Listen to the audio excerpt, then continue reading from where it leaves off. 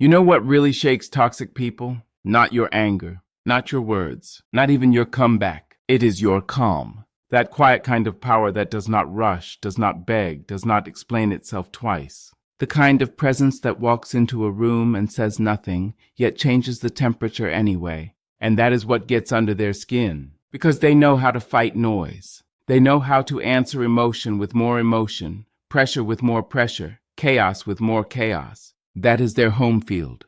But when you stay steady, when your face stays relaxed, when your voice stays low and your energy stays clean, something in them starts slipping. They cannot find the handle. They cannot find the button. They cannot find the weakness they were sure would be there. And the crazier part is you may think you are doing nothing. You may think you are just trying to keep the peace, protect your mind, stay out of drama. But to a toxic person, your stillness does not look small. It looks powerful. It looks dangerous. It looks like someone they cannot move. Stay with me, because once you really see this, you will stop doubting your calm forever. What feels simple to you can feel threatening to them. What feels like self-control to you can feel like defeat to them. And by the end of this, you will understand exactly why quiet confidence gets such a strong reaction, why it makes toxic people unravel, and how to hold on to it without losing yourself in the process. Most people think the answer is to match energy, to get tougher, louder, sharper, more aggressive. That sounds strong, but it usually pulls you into a game that was built for confusion. Toxic people know how to live there. They know how to twist, interrupt, deny, provoke, and keep the whole thing spinning until you forget what even started the conversation. And once you step into that pattern, you often leave feeling drained, foggy, guilty, and strangely smaller than before. I know that feeling. Maybe you do too. Maybe you thought if you just explained it better, they would finally understand. Maybe you thought if you stood up harder, they would finally respect you. Maybe you thought if you stayed quiet, they would finally stop. But what happens instead is strange. The calmer you stay, the more they seem bothered. The less you react, the more they push. The more grounded you become, the more obvious their instability starts to look. That is not your imagination. That is the shift. And once you understand the pattern, you stop taking it personally. You stop asking, what did I do wrong? You start seeing the truth. Your quiet confidence is not passive. It is not weak. It is not empty. It is a wall with no handholds. It is a door that does not swing open just because somebody leans on it. And toxic people hate that. They hate what they cannot control. They hate what they cannot read. They hate what does not bend just because they apply pressure. Keep watching, because this is where it starts to click in a deeper way. The first thing that gets to them is simple. You do not take the bait. Toxic people feed on reaction, not conversation, not truth. Reaction. They want to see the face change. They want to hear the tightness in your voice. They want the pause, the hurt, the confusion, the defensive explanation. That is the reward. That is how they measure impact. So when they throw a little jab wrapped in humor, or a cold comment disguised as honesty, or a question designed to make you doubt yourself, they are not just speaking. They are fishing. They are waiting for the pull. And when you stay steady, when you look at them and the comment just falls flat, it does something to them. They often repeat it. They push harder. They sharpen the insult. They get louder, not because they are winning, but because nothing is landing. And that silence after their attempt can feel unbearable to them. Imagine a puppeteer moving strings that connect to nothing. That is what your calm feels like to a toxic person. They are used to movement, used to effect, used to getting proof that they matter enough to disturb your peace. But when that proof never comes, they start to feel powerless. And powerlessness is terrifying to someone who built their whole identity around control. This is why a simple, calm response can do more than a speech ever could. Sometimes all you need is a pause, a level face, and one quiet word, okay. That word does not argue. It does not submit. It does not invite a second round. It just absorbs the impact and keeps moving. And for someone who wanted a performance, that can feel like a locked stage. Now here is where it goes deeper, because once they realize they cannot easily pull emotion out of you, they usually move to the next thing. They try to place themselves above you. They try to become the judge of your choices, your tone, your timing, your limits, even your own reality. Toxic people love to position themselves as the final authority. They want to be the one who decides if your feelings are valid, if your plans are smart, if your boundaries are fair, if your memory is correct. They live in that space where other people are always seeking approval, always explaining, always trying to be understood. But quiet confidence stops feeding that system. You make a choice and say it plainly. You set a boundary and do not dress it up with 10 apologies. You decide what is best for your own life and do not hand them the pen to edit it.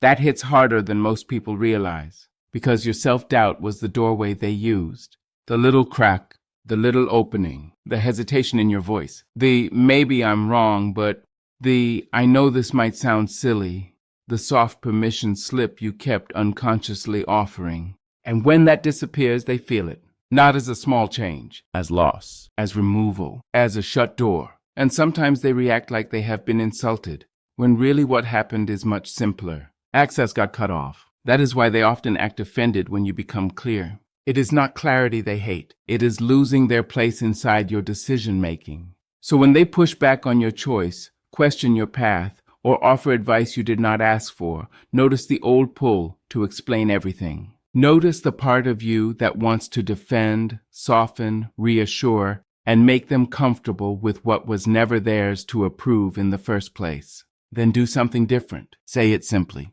I've made my decision. Or, I'm not asking for feedback on this. Calm voice. No edge, no speech, no courtroom. Just a clear endpoint. That kind of language can feel almost too quiet when you first use it. But that is exactly why it works. It does not give them emotional fuel. It does not create extra openings. It does not turn your life into a group project. And if you have spent years handing your choices through other people's reactions before you trust them, this kind of calm certainty may feel unnatural at first. Stay with it anyway, because quiet confidence is often built in moments that look small from the outside. One sentence, one pause, one decision stated without fear, one boundary that does not shake. And every time you hold that line, something changes inside you. You stop performing self-trust and start practicing it. That is when the energy shifts. That is when they start feeling your center. Not because you announced it, but because they can no longer step into it. And once that starts happening, another old tactic begins to fail too. Silence. The cold distance. The strategic withdrawal. The blank space they use to make you panic. This part matters because a lot of people still break here without even noticing it. Toxic people often use silence like a weapon, not peaceful silence. Not healthy space. I mean loaded silence. Deliberate silence. Silence that is meant to make you chase, explain, apologize, worry, and fill the air with anxious energy just to stop the discomfort. They pull back. They go cold.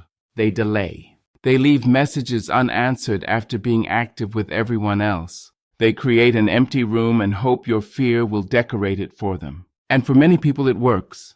Because silence in a tense bond can feel heavy. It can stir up abandonment, guilt, confusion, urgency. You start wondering what you did. You replay every word.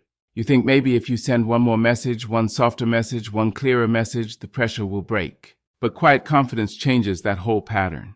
Quiet confidence does not rush to patch every silence. It does not read every pause as danger. It does not assume distance means emergency. It can sit in the unknown and still breathe. That is what drives toxic people crazy, because the silence they created was supposed to control you, not leave them alone with their own discomfort. And that is exactly what happens when you stop filling it. Suddenly the gap they designed becomes a mirror. They wait for your reach. It does not come. They expect your panic. It stays absent. They wanted proof that they still mattered enough to disturb your whole day. Instead, your day keeps moving. You go to work. You eat. You rest. You laugh, you live, and the silence they used like a trap starts to close around them instead. Watch this part carefully in real life. It reveals more than words ever do. If they disappear for a while and come back acting normal, the old version of you may want to meet them with hidden hurt, sharp questions, or long emotional reports. Sometimes that is honest, but often it just reopens the loop. Quiet confidence can do something else. It can stay warm without surrendering itself. It can be light without forgetting. It can respond without proving how deeply the silence landed. A simple line like, I've been good, what's up, can do more than a whole page of emotional labor. Not because your feelings do not matter. They do. But because not every silence deserves a ceremony. Not every cold spell deserves your nervous system. Not every withdrawal deserves access to your peace. This is one of the hardest forms of quiet strength, because it asks you to trust that your life can continue even while someone else is withholding. And that trust is powerful. It tells the truth without saying it out loud. Your mood does not run my life. Your distance does not define my worth. Your silence is not a throne I sit under waiting for your signal. And once a toxic person senses that, a lot of their usual tactics begin losing force. This is where the balance shifts. This is where they start getting sloppy. This is where the mask can slip in public, and that is where quiet confidence becomes almost impossible for them to tolerate, because it does not just affect the private dynamic anymore. It changes how other people see them too, and this is the part they fear most, even if they would never admit it. When a toxic person comes at someone who stays calm in public, the contrast is brutal. It does not need a speech. It does not need witnesses to know the full backstory. People feel contrast faster than they understand details. One person is pushing, digging, reaching, over-explaining, trying to dominate the room. The other person is composed, measured, grounded, and not getting dragged across the floor emotionally. In that moment, the room usually stops seeing a fight and starts seeing a pattern. They see one person trying too hard, one person escalating too much, one person exposing more about themselves than they ever meant to. And if you hold your center, you do not even have to point it out. Your calm points it out for you. This is why toxic people often hate public composure more than private resistance. Private, they can still twist the story. Public, their behavior starts standing on its own. Picture it: a group setting, a meeting, a family dinner, a social event. They make a sharp comment aimed at you. Maybe it is a joke that cuts a little too clean. Maybe it is a correction nobody asked for. Maybe it is a challenge delivered with more force than the moment deserves. And everyone feels that little shift. The room gets tighter. Eyes move. People clock the tone. Now the old pattern would be to defend yourself fast, match the heat, and turn it into a duel. But quiet confidence does something far stronger. It stays composed. It answers clearly. It does not rush. It does not perform pain. And that changes everything. Sometimes the most powerful public response is almost unbelievably small. A calm look, a gentle pause, then something like, "That's an interesting take." And then you move on. You do not need to crush them. You do not need to expose their whole pattern in front of everyone. You do not need a perfect line. In fact, the less performance there is in your response, the stronger it usually lands. Because what makes their escalation look so obvious is not your attack. It is your steadiness. Quiet confidence is a mirror, and toxic people struggle when the mirror is clear. Standing next to someone calm can make their neediness, their volatility, and their hunger for control feel more visible than ever. That is why they often accuse calm people of being fake, cold, smug, or calculating. Sometimes they are not reacting to what you did. They are reacting to what they look like beside you. That is hard for them to bear. And if you have ever been disliked for staying composed, this may be why. Not because you were wrong, not because you were arrogant, but because your stillness highlighted what they were trying to hide.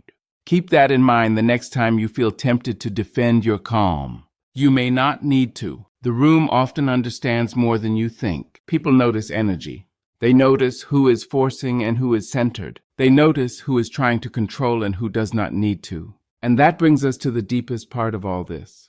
The quality that does not just disarm a tactic. It ends the game itself. What toxic people cannot handle most is a person who does not need to win. Let that sink in. Because this changes everything. Toxic people treat almost every interaction like a contest. Who is right? Who is stronger? Who gets the last word? Who controls the frame? Who walks away looking bigger? That mindset is everywhere in the way they argue. They change the subject, move the goalposts, twist your words, deny what happened 5 minutes ago, bring in old issues, bait you into side battles, not because the original truth matters less to them, but because the actual topic was never the real prize. Power was, dominance was, control was. That is why arguing with a toxic person can feel so exhausting. You think you are trying to solve something. They think they are trying to win something. Those are not the same conversation. And quiet confidence breaks that pattern in the most unexpected way. It realizes there are moments when being right is not worth staying in the mud to prove it. It understands that truth does not become less true just because the wrong person refuses to admit it. It knows that peace can matter more than a verdict. That is not weakness. That is freedom. Because the person who no longer needs every misunderstanding corrected becomes very hard to trap. The person who can say, We see this differently, and actually leave it there becomes almost impossible to defeat. Why? Because the whole strategy depended on your need to keep playing. Picture an argument that keeps circling. You explain once, then again, then more clearly, then softer, then firmer, then with examples, then with dates, then with messages, and still it goes nowhere. If you have lived this, you know the exact kind of tired it creates. It is not just mental. It gets in your chest, your jaw, your sleep. Your body starts carrying a conversation that should have ended an hour ago. This is the moment quiet confidence can save you, not by winning harder, but by stepping out cleanly. You take a breath. You feel the pull to prove, convince, rescue, or finally be understood. And instead of obeying that pull, you say something like, "We're not going to agree on this. I'm done going in circles." Then you stop, not dramatically, not as punishment, just clearly, just finally. You leave the room if you can. You set the phone down if it is digital. You stop feeding a fire that only exists because you keep bringing wood. That kind of exit can be deeply destabilizing to a toxic person. They were prepared for another round. They had more lines ready, more angles, more confusion. And suddenly there is no one left to spar with. No one left to hook. No one left to drain. Just them, standing in the middle of a fight that no longer has an opponent. That is one of the strongest things you can ever do. Not because it looks strong, because it is. And if you are used to thinking power means staying until the end, this may be the truth that changes you most. Here is what so many people miss. Toxic people do not always hate quiet confidence because of you personally. A lot of the time, they hate what it represents. It represents self-control without force, boundaries without drama, presence without performance, a kind of inner steadiness they cannot borrow from other people. And that is confronting, because quiet confidence proves something they would rather not face. It proves a person can move through life without controlling every room. It proves respect does not need to be squeezed out of people. It can be carried. It proves power can be soft-spoken and still unmistakable. It proves a person can be calm without being weak, clear without being cruel, detached without being empty, and done without being bitter.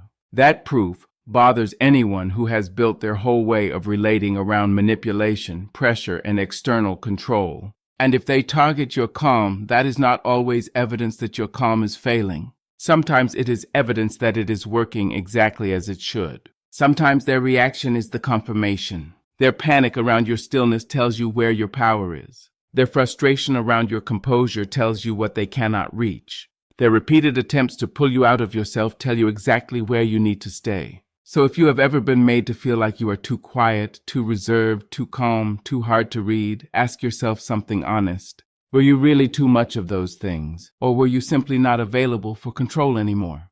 There is a big difference. And seeing that difference can free you in ways that words barely capture. So what do you do with all this? You practice it in real time, not as a performance, but as a decision.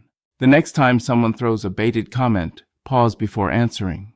The next time someone demands approval over a decision that belongs to you, keep your answer short and clean. The next time silence is used to pull you into panic, let your life remain full. The next time someone escalates in public, let your nervous system stay where your body is. The next time an argument turns into a maze, remember that you are allowed to stop walking. And do not expect it to feel perfect at first. Quiet confidence is not always loud inside you when it is first forming. Sometimes it looks calm outside and shaky inside. That still counts. Sometimes your voice trembles, but your boundary holds. That still counts. Sometimes you leave the conversation and replay it 10 times later. That still counts too. This is not about becoming a stone. It is about becoming rooted. There is a difference. Real calm is not numbness. It is not pretending not to care. It is caring without collapsing. It is feeling the pull without obeying it. It is protecting your peace without needing applause for it. And the more you practice that, the more natural it becomes. The less apology there is in your posture.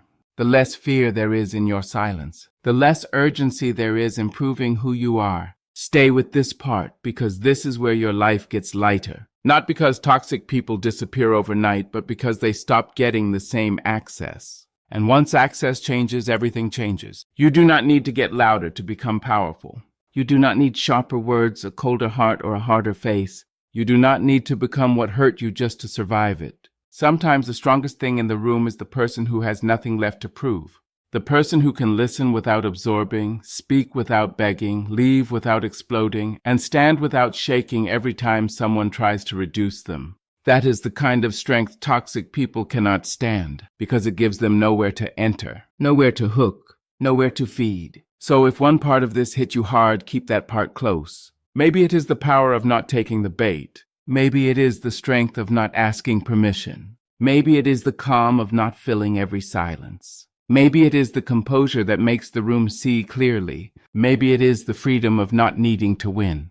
Pick one, practice one. Let it become part of your week, part of your body, part of your tone, part of the way you move through conflict from now on. And when you feel the old pressure to explain more, react faster, chase harder, or prove yourself one more time, remember this.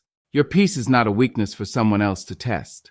Your calm is not empty space for someone else to occupy. Your stillness is not absence. It is presence under control. And that kind of presence changes every room it enters. Quietly, completely, powerfully. If this made something click for you, hold on to that feeling. Because that shift matters. And once you stop second-guessing your calm, a lot of things that used to control you no longer can.